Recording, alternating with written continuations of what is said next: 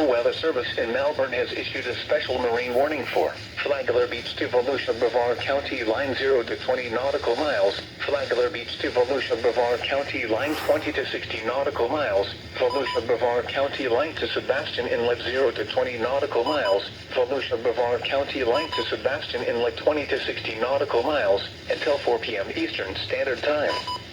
At 1:04 p.m. Eastern Standard Time, a flood was located along a line extending from 19 nautical miles northeast of Daytona Beach shores to That's a 27 big nautical one. miles southwest of Palm Bay, moving southeast at 35 knots. Hazard, wind gusts to 40 knots.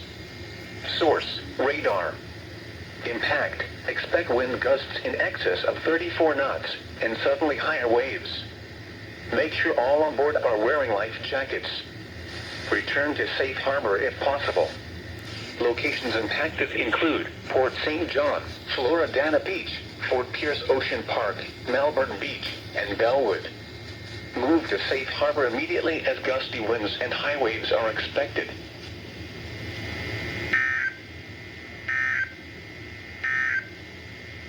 Cold weather advisory.